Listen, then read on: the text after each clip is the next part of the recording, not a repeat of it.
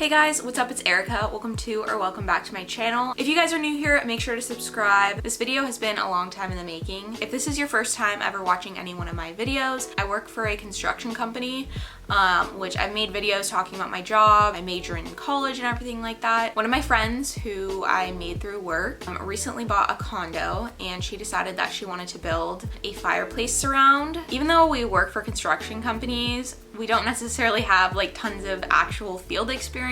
We did have access to knowledgeable people and people who let us borrow their tools, which was very, very helpful throughout this process. This was probably the biggest project that both of us have ever taken on. So in this video, I'm going to be explaining to you guys how we did everything.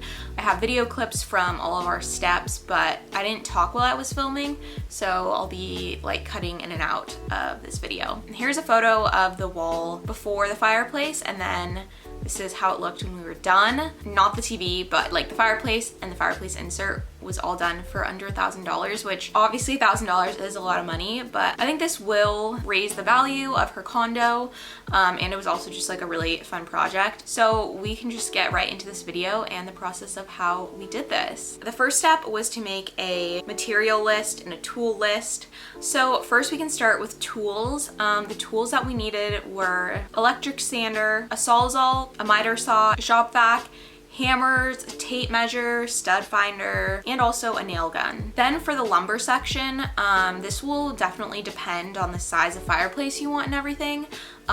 So just for some context, we're building the fireplace to be 6 feet wide and 10 inches deep, and her ceilings are 8 foot 9 inch ceilings. So here's the list of lumber that we got. We got 10 8 foot 2x4s, 6 10 foot 2x4s, 5 8 foot 1x6s. We got baseboard that matched the existing baseboard to tie it all in, top trim and side trim, 3 pieces of 8 foot corner trim, and 20 pieces of 8 foot prime shiplap.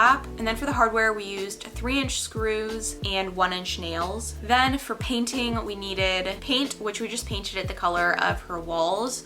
So she already had that paint. Wood filler, a caulking gun, caulk, a roller, and a skinny paintbrush. We also had tarps, protective eyeglasses, masks, and earplugs, which were definitely super helpful, and I would recommend using those safety things. So we made multiple trips to the hardware store. We probably went to Home Depot upwards of 6 times throughout the weekend. So after we got the materials upstairs, we laid them all out. Because Erin lives in a condo and she lives on the 2nd floor, we just decided it was easier to do the whole construction process in her condo.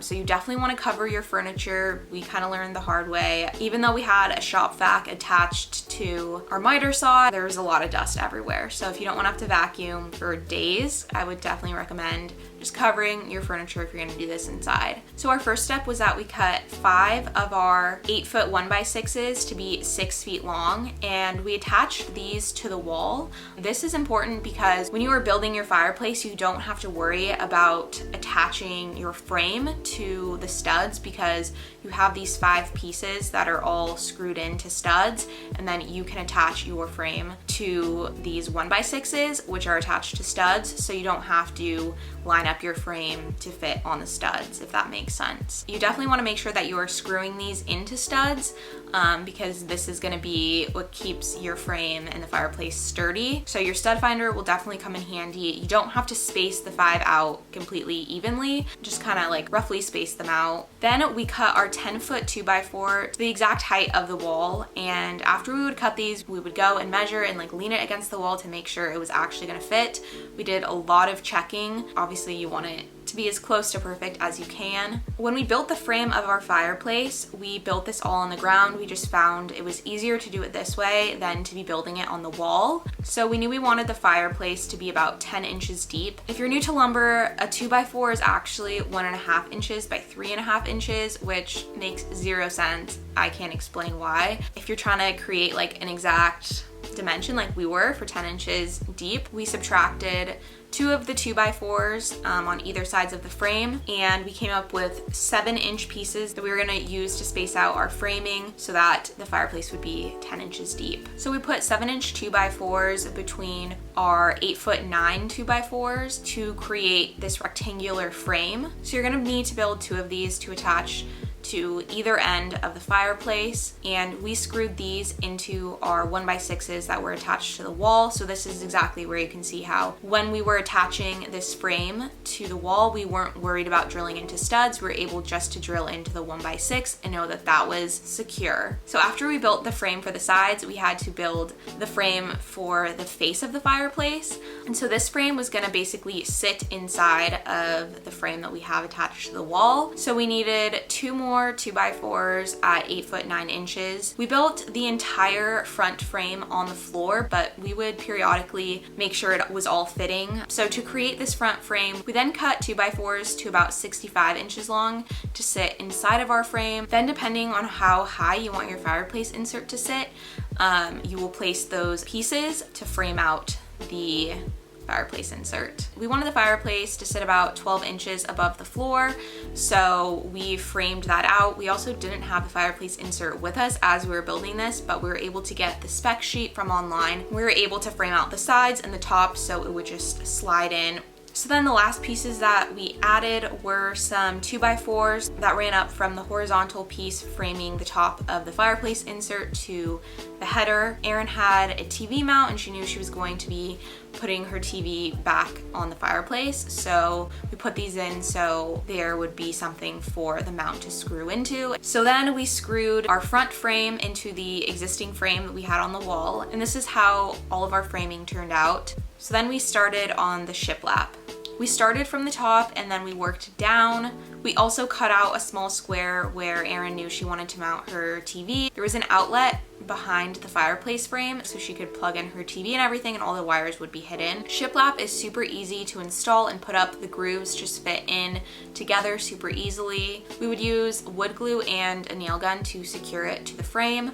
Then we reached the hardest part of probably the whole thing, which was where the fireplace insert was going to sit, because the shiplap needed to have some cutouts in it to fit the fireplace insert. So this was when we realized we were going to have to cut out some pieces of the shiplap to fit the fireplace insert.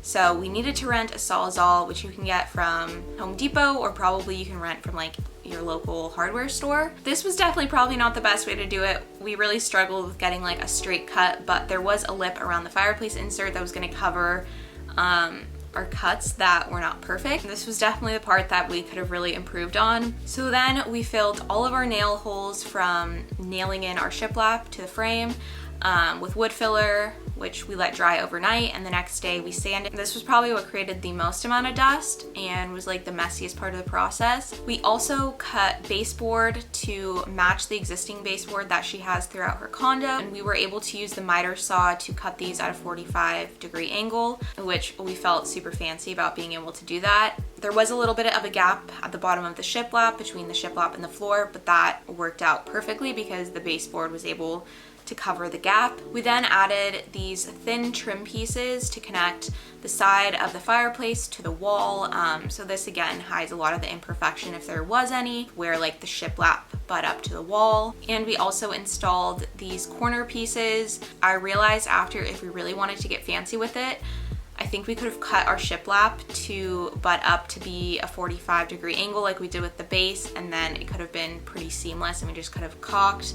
That definitely would have taken a little bit more time, but if we were to do it again, it would definitely be like the fancy way to do it. Using the corner pieces and the trim and everything helps to cover up any imperfections that you have. We also ran a little trim piece around the top of it that was the same as the side pieces. Then before painting, we made sure to dust everything off and clean everything. And then we began painting. It was really nice because the shiplap was pre-primed and it was already white, so it was pretty easy to paint. So after we painted, we caulked where the trim was meeting the wall and the trim was meeting the ceiling. We didn't realize that normally people caulk before they paint and then you paint over your caulk, but caulking was white, so it all worked out fine, but that is something to note and for us to know in the future. Again, caulking and wood filler and the trim pieces all help to cover a lot of imperfections that you have, which is very, very nice. So then Erin's fireplace insert arrived in the mail.